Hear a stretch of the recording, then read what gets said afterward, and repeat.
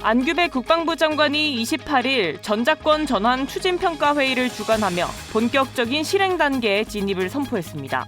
안 장관은 지난해까지 연 1회에 불과했던 장관 주간 회의를 올해부터는 분기별로 실시하는 등 그 과정에 대한 점검과 조치를 더욱 철저하게 이어가겠다고 말했습니다.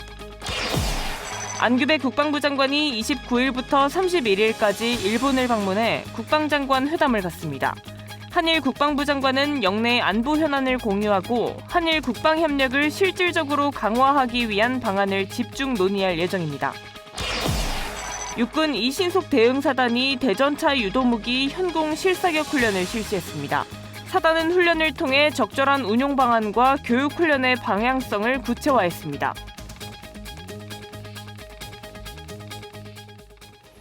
시청자 여러분 그리고 국군장병 여러분 안녕하십니까? KFN 뉴스 시작합니다. 지난해 제57차 한미안보협의회의 SCM에서 우리 군은 전작권 전환을 앞당기기 위한 가속화 로드맵 마련에 합의한 바 있습니다. 안규백 국방부 장관이 28일 전작권 전환 추진평가회의를 주관하며 본격적인 실행 단계 진입을 선포했습니다. 오늘 첫 소식 김효진 기자입니다. 2026년을 전작권 회복 원년으로 삼아야 합니다. 앞으로 대한민국 국군 역사는 전작권 회복 이전과 전작권 회복 이후로 분명히 구분될 것입니다. 안규백 국방부 장관이 군 주요직위자 170여 명이 온 오프라인으로 집결한 자리에서 2026년을 우리 군 역사의 거대한 전환점으로 단호하게 규정합니다. 28일 오전 국방부 대회의실에서 열린 올해 첫 번째 전작권 전환 추진평가회의 현장입니다. 안 장관은 가장 먼저 10월로 예정된 미래연합사 완전 운용 능력 FOC 검증을 통과하는 것이 핵심 목표인 만큼 추진 체계를 더욱 촘촘하게 운영하자고 강조했습니다.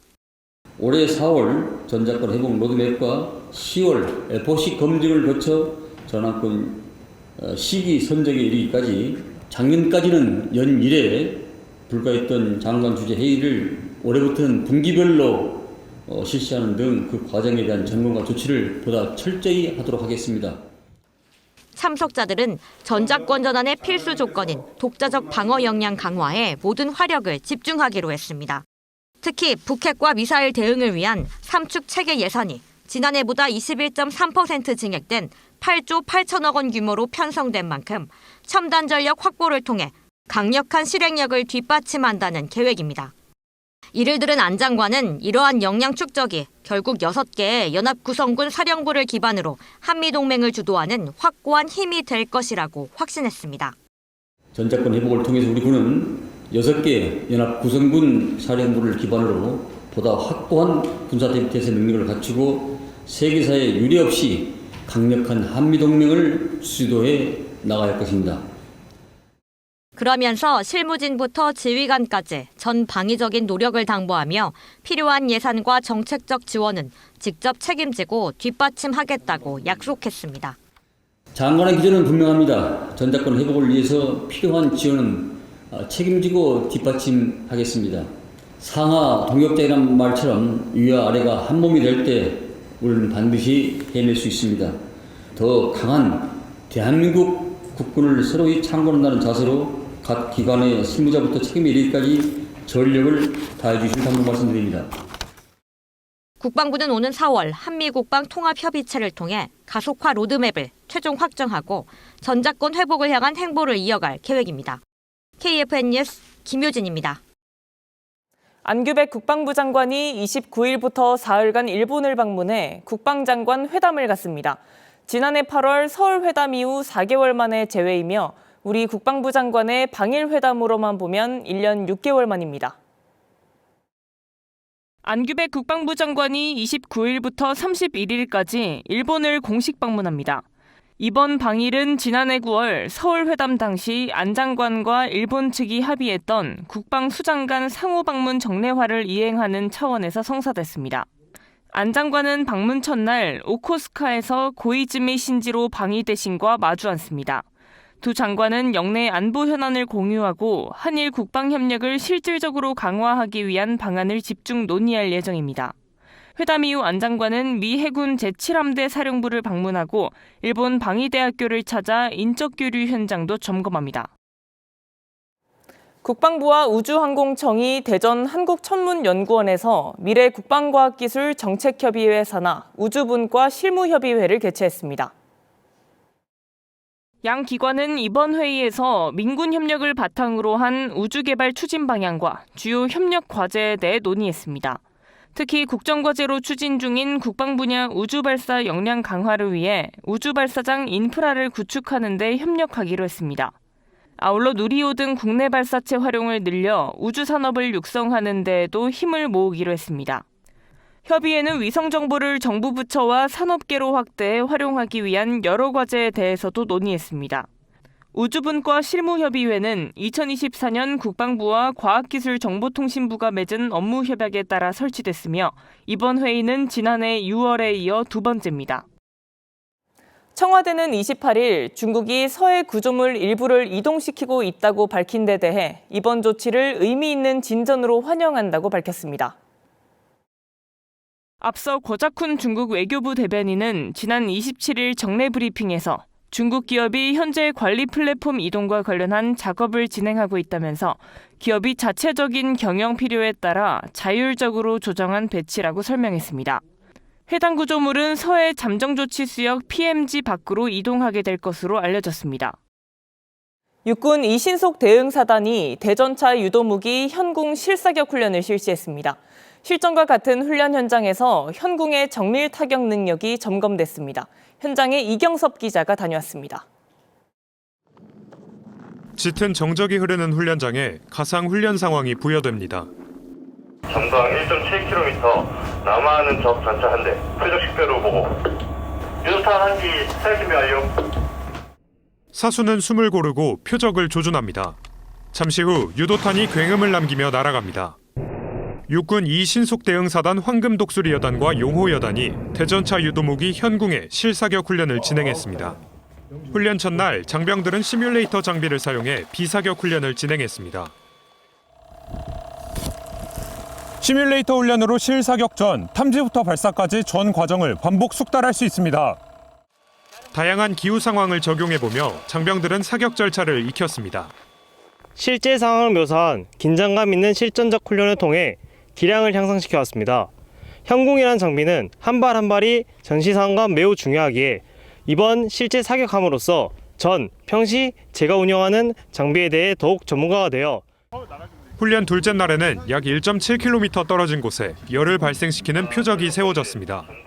발사 명령이 떨어지자 유도탄은 흔들림 없이 날아가 목표 지점에 정확히 꽂힙니다.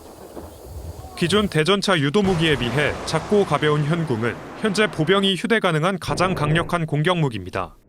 상황 발생 시 빠르게 전개하여 임무를 수행하는 사단 특성상 반드시 숙달해야 하는 무기체계입니다. 전시 상황을 당면했을 때 적절한 운영 방안과 교육훈련 방향성을 구체화할 수 있었고 현궁이라는 3세대 대전차 화기를 작전 환경에 맞춰 실전적인 교육훈련을 통해 체계화하고 발전시켜 육군 전투력 향상에 기여할 수 있도록 하겠습니다. 사단은 앞으로도 실전과 같은 훈련으로 신속 대응 전력의 완성도를 높여나갈 계획입니다. KFN 뉴스 이경섭입니다. 우리 공군 특수비행팀 블랙이글스가 다음 달 사우디아라비아에서 열리는 국제 방위산업 전시회에 참가하기 위해 출발했습니다. 첫 기착지인 일본 오키나와 나하 기지에선 급유를 진행하고 일본 특수비행팀과 교류 행사를 했습니다. 박인배 기자의 보도입니다. 하늘에 형상화된 무궁화 꽃잎, 우리 공군 블랙이글스의 무궁화 기동입니다. 대한민국의 끈기와 불굴의 정신을 표현한 건데 이 장면 다음 달 사우디아라비아 상공에서 펼쳐집니다. 블랙이글스는 28일 다음 달 8일부터 12일까지 사우디에서 열리는 국제방위산업 전시회에 참가하기 위해 원주 기지를 출발했습니다. 첫 번째로 기착한 일본 오키나와 나하 기지에선 급유를 진행했습니다. 이와 함께 일본 항공자위대 특수비행팀 블루 임펄스와 교류 행사를 가졌습니다. 우리 공군 항공기가 일본 항공자위대 기지에 기착해 급유를 지원받은 건 사상 처음입니다. 블랙이글스는 일본에 이어 필리핀, 베트남, 태국, 인도, 오만을 거쳐 총 11,300여 킬로미터를 비행해 다음 달 2일 사우디 리야드 마람 공항에 도착합니다. 전시회 둘째 날부터 매일 해외 방산업체 관계자와 관람객들에게 총 24개의 고난도 기동을 선보입니다. 특히 무궁화 기동은 해외 에어쇼에선 처음 합니다. 개막 전날엔 사우디 공군 특수 비행팀 사우디 호크스와 우정 비행을 하며 협력 관계를 다집니다. 블랙 이글스가 중동 지역 방산 전시회에 참가하는 건 이번이 처음입니다.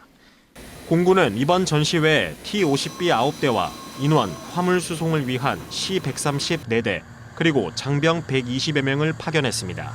KFN 뉴스 박인배입니다. 국방부가 군에서 필요로 하는 인공지능 인재 양성을 위해 AI 전문 교육 과정을 운영합니다. 올해 상반기 1차 교육은 현재 대상자 선발을 진행 중입니다. 신소진 기자입니다. 국방부가 군 AI 임무 요형별 특화 인재 양성을 위해 AI 전문 교육기관과 연계한 군특화 AI 전문 교육 과정을 운영한다고 밝혔습니다. 올해 상반기 1차 교육은 육해공군 해병대 장교와 부사관, 군무원을 대상으로 총 5개 교육 과정을 8회 운영하며 173명 규모로 진행됩니다. 정책 제도 수립 과정과 AI 리더십, 체계 개발 운용, 핵심 인재 양성, 데이터 분석 과정까지 정책부터 실무 전반을 아우릅니다. 교육은 성균관대학교, 카이스트, 중앙대학교, 한국디지털융합진흥원 등 전문 교육기관에서 이뤄집니다. 신청기한은 다음 달 4일까지로 희망자는 각 군 본부의 AI 담당 부서를 통해 일정과 절차를 확인할 수 있습니다.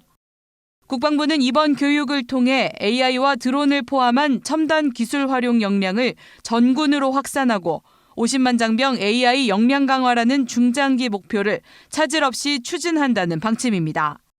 KFN 뉴스 신소진입니다. 우리나라의 재래식 군사력이 3년 연속 세계 5위라는 평가가 나왔습니다.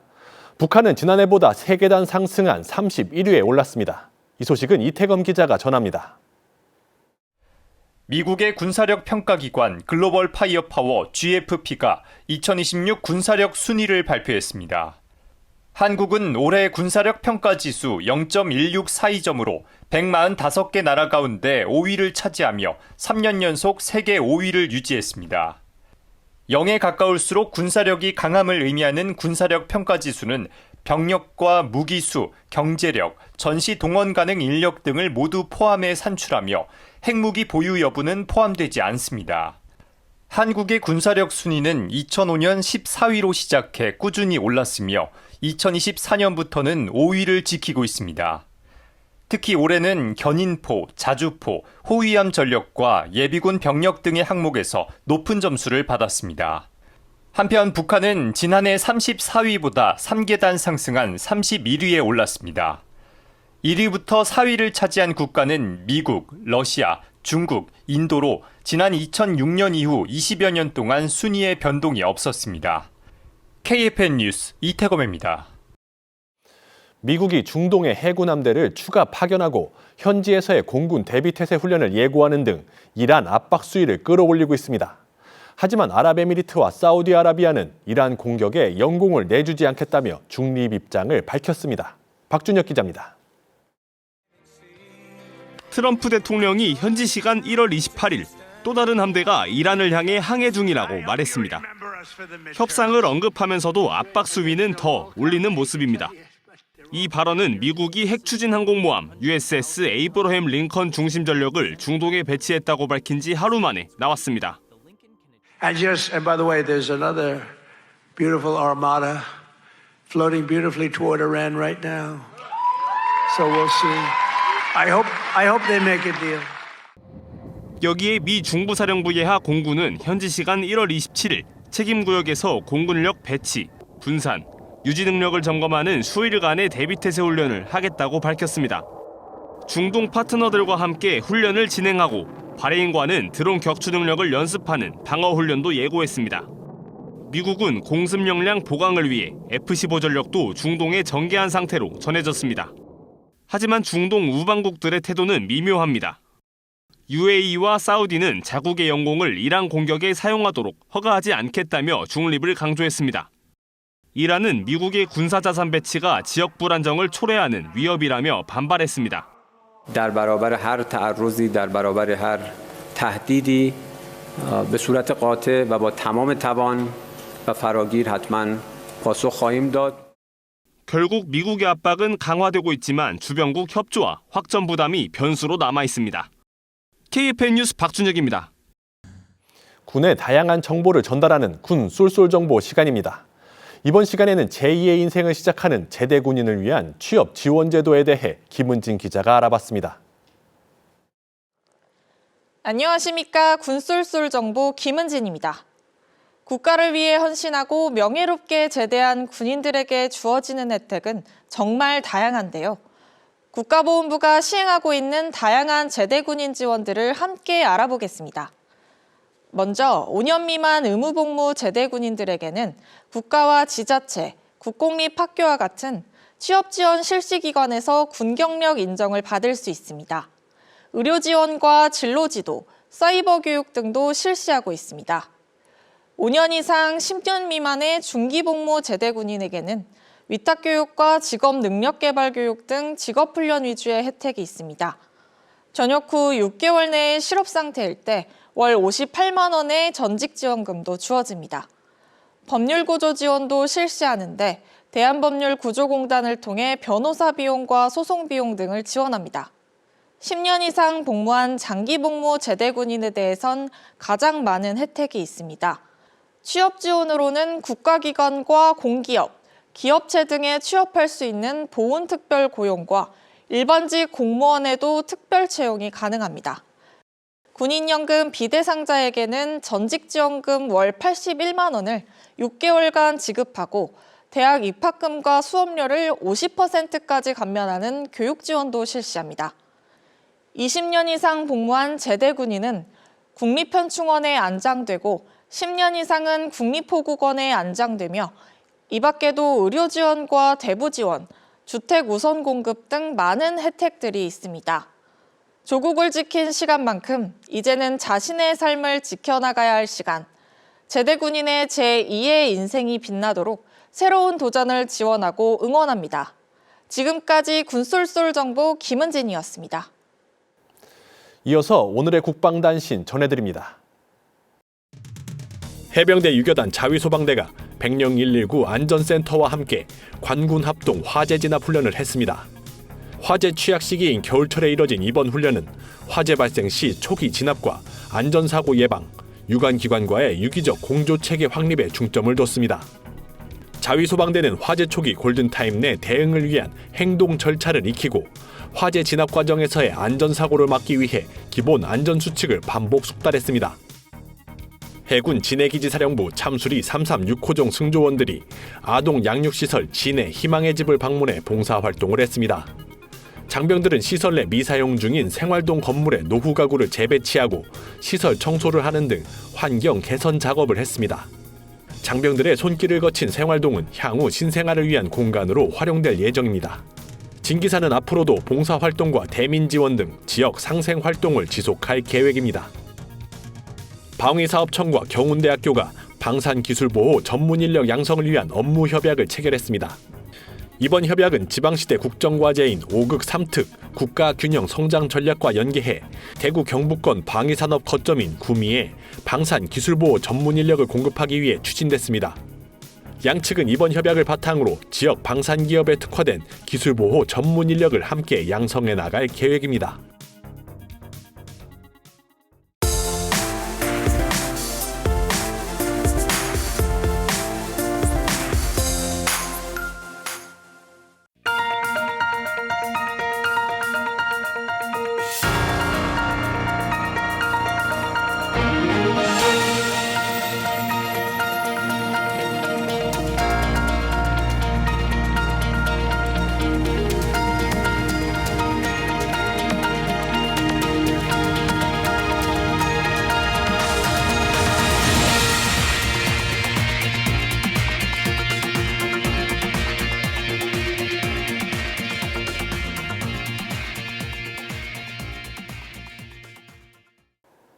이것으로 KFN 뉴스를 마칩니다. 시청해주신 여러분 고맙습니다.